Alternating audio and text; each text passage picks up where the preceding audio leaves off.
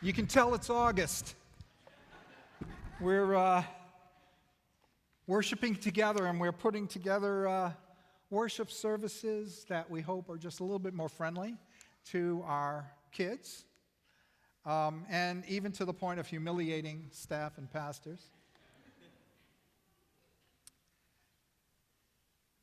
And in this particular series this month, we're going to be looking at the theme, Ordinary Heroes.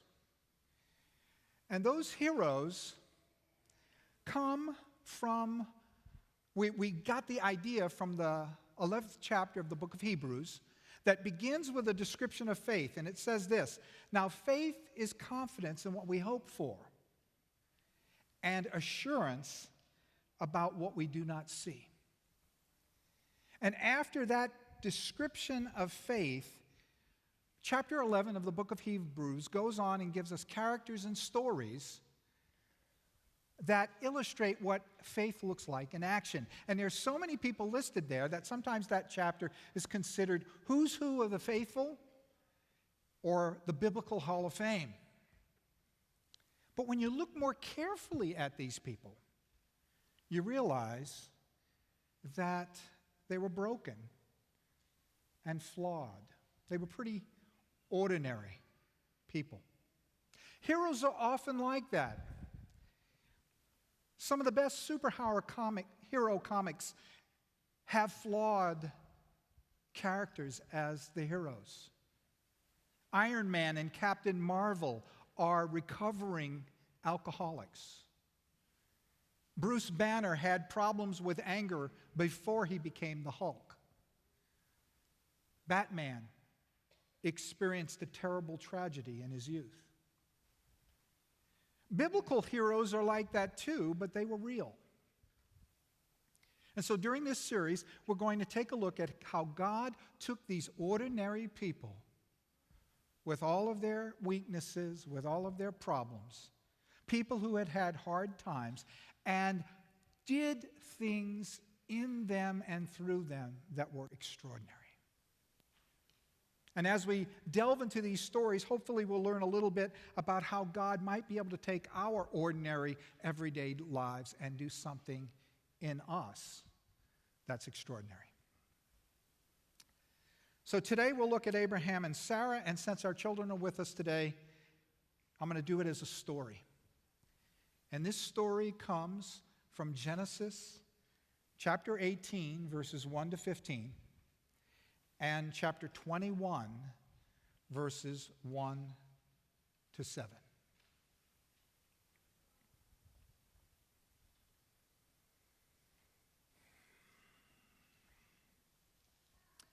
It was hot.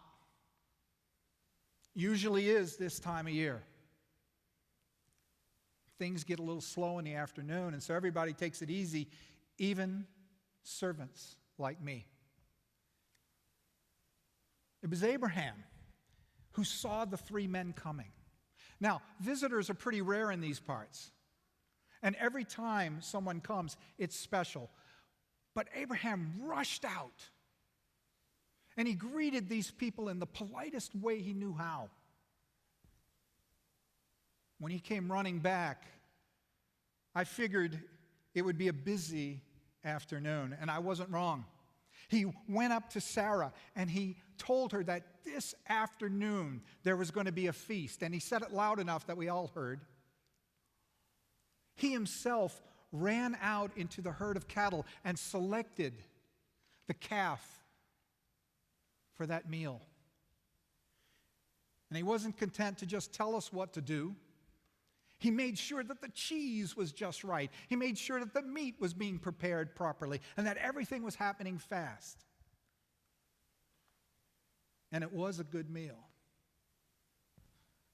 Abraham should have known, after all these years, that I can barbecue. After supper, the guy who was leader of the group, the guy that Abraham called Lord, he asked for Sarah. Naturally, Sarah wasn't there in the group. She was with the women in the tents, the way it always is. But when the Lord knew that she was close enough to hear. He said to Abraham, and I quote, "I will surely return to you about this time next year, and Sarah, your wife, will have a son." Now, I was close enough to hear this because I was still carving the meat. And let me tell you, that promise was a stretch. Abraham was over 100 years old. Sarah was over 90. Now, they both look young for their age, but not young enough to have kids. By this time, it was clear that this message was from Abraham's God, and it was a familiar message. Time after time over the years, strangers would come, visitors would come, visions would come. And every time it was the same message. Sarah and Abraham would have a son. And that child would become a great nation. And that great nation would inherit all the land we see as far as we can look to the east and the west. And from that great, mighty nation would come a blessing for the entire world. The entire world. It's an amazing promise. Problem is, the first time Abraham heard that promise was over 25 years ago. 25 years is a long time. I was just a young man at the time, but I remember being impressed how Abraham believed God, and he picked up his household, including his family and me and his other servants. And he left his hometown and came into this land where we have lived as foreigners in tents for over 25 years. Surrounded by people in cities, people who don't even speak the same language we do. I guess those people in those cities would be really surprised if they knew that Abraham believed that his children would one day inherit it all.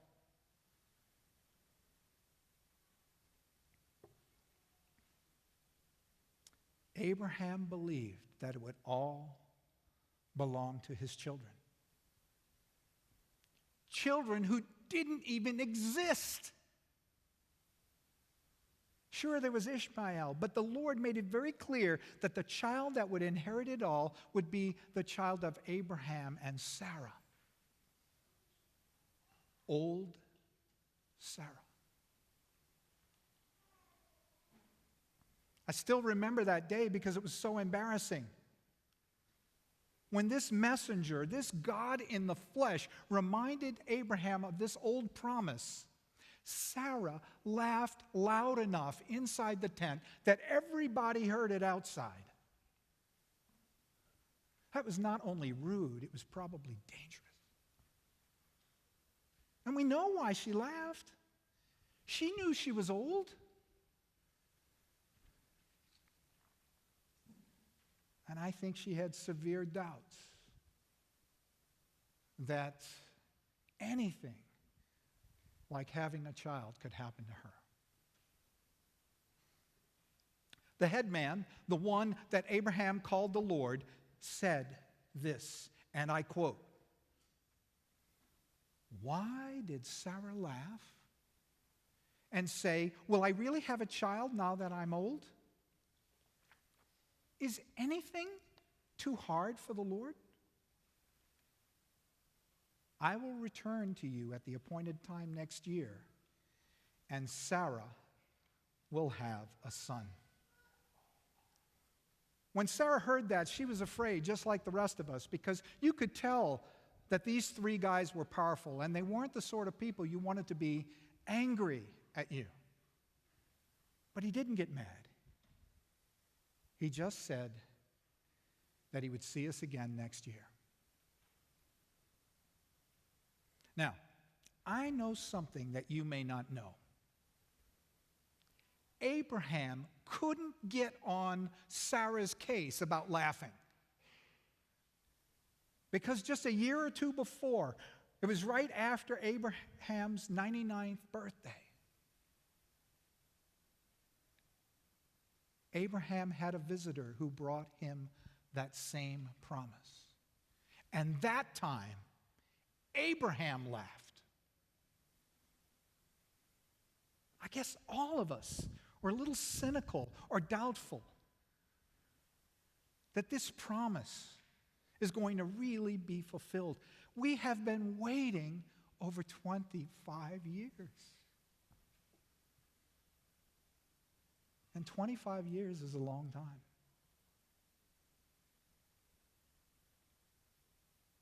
Well, that visit of those three men was about a year ago.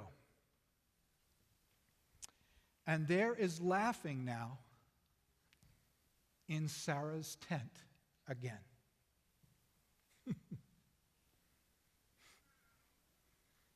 But this time it's not because she's skeptical, because she's doubting the promise of God. It's because Sarah has given birth to a baby boy. Old Sarah.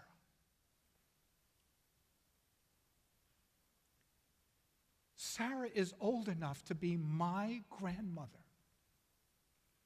And I'm old enough to be that child's grandfather. It's a miracle. I guess we know the answer now to that question that the Lord asked us last year. Is anything too hard for the Lord? No. No. Nothing is too hard for the Lord.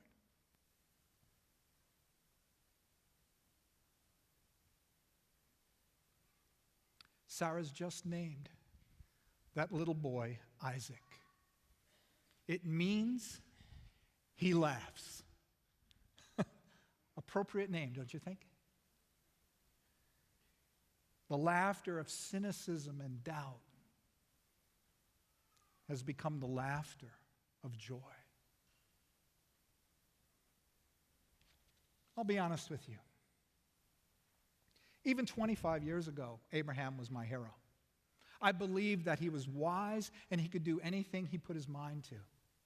And I was amazed at his faith when he believed God and picked up everything and came to this land.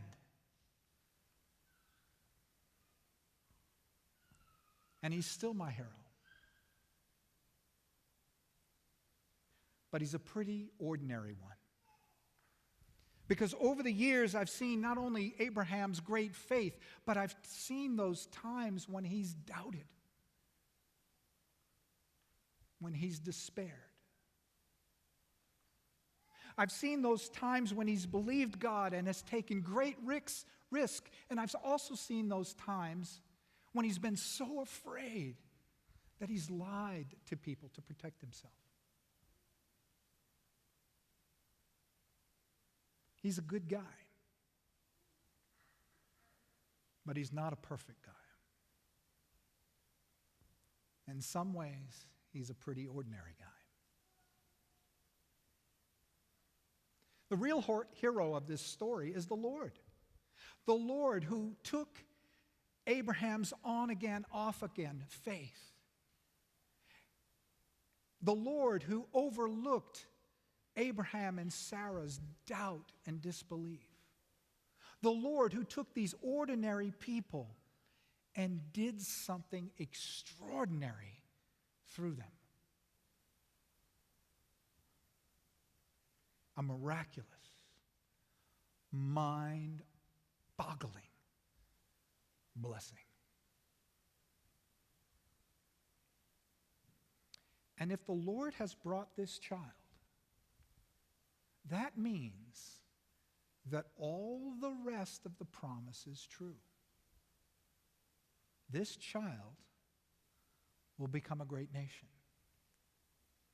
And that great nation will inherit the land we're living in now, as far as we can see. And through that great nation will come a leader through whom the whole world will be blessed. It will happen. One miraculous baby and all the world will be blessed. Only God can do something like that. And if He can do that in them, despite their failures and doubts, then maybe, just maybe, He can do something extraordinary even in me.